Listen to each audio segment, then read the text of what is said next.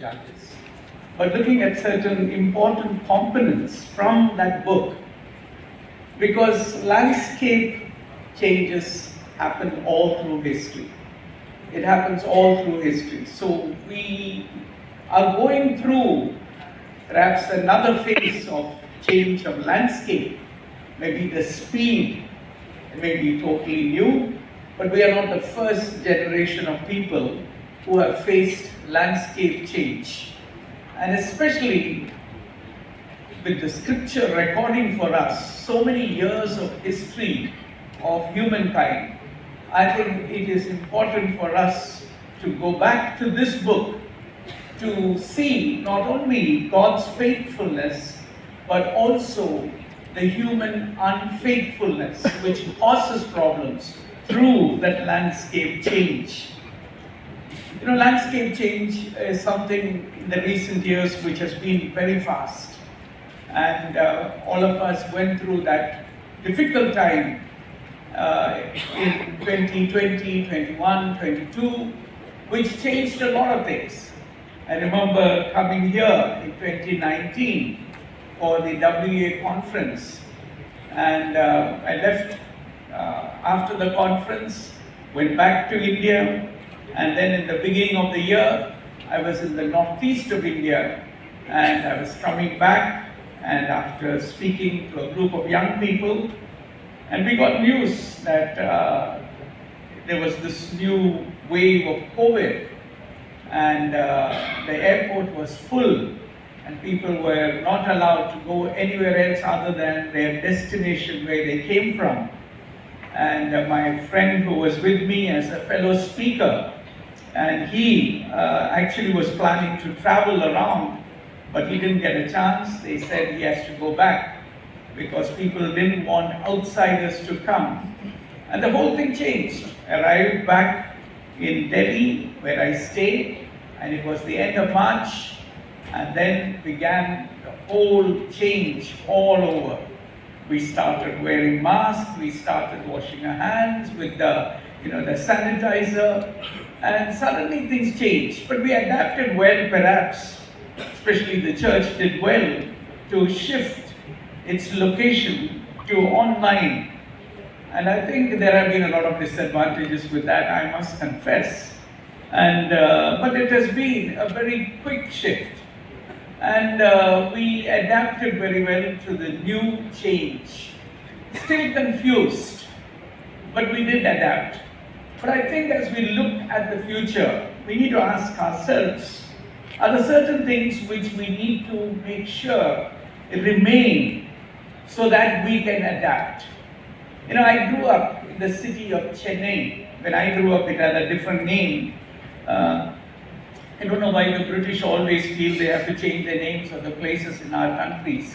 But anyway, they changed it, so now we went back to the original name.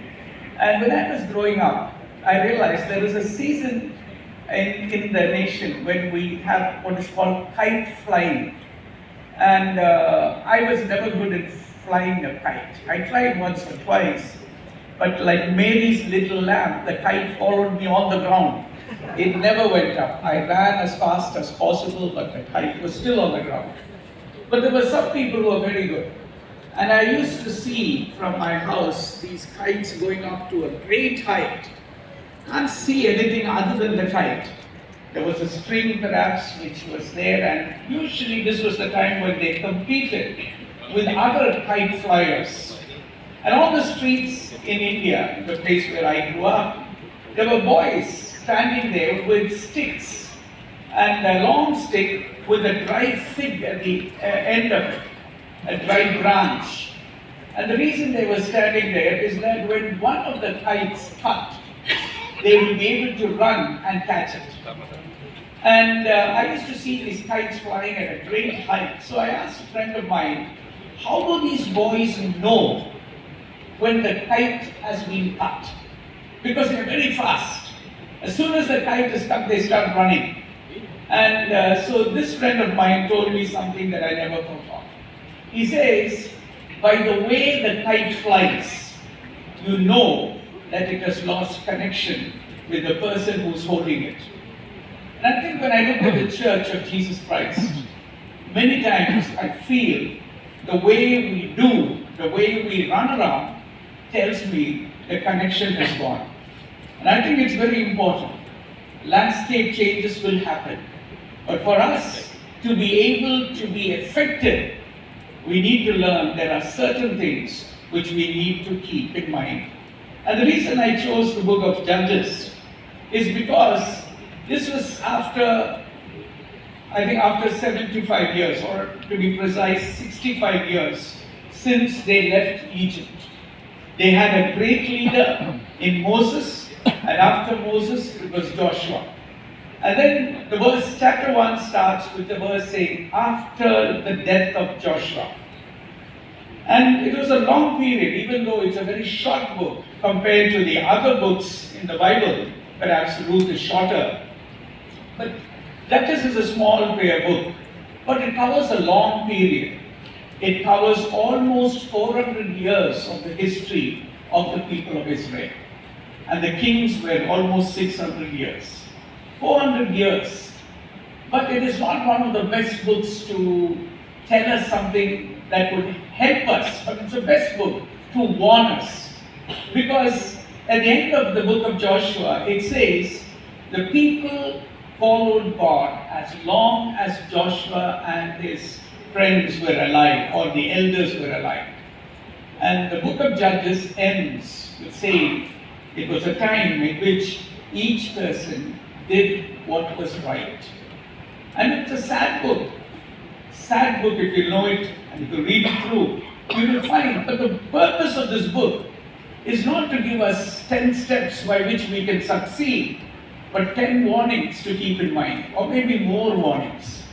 And what I'm going to look at is what are some of the important things, 3 important things which I'm going to look at in the 3 warnings that I have. And today I want to look at the first of those. It starts here by saying, after the death of Joshua, the Israelites asked the Lord, who of us is to go up first to fight against the Canaanites? They started off right. They've seen before from their own history and background that inquiring of the Lord was a very important part of their spiritual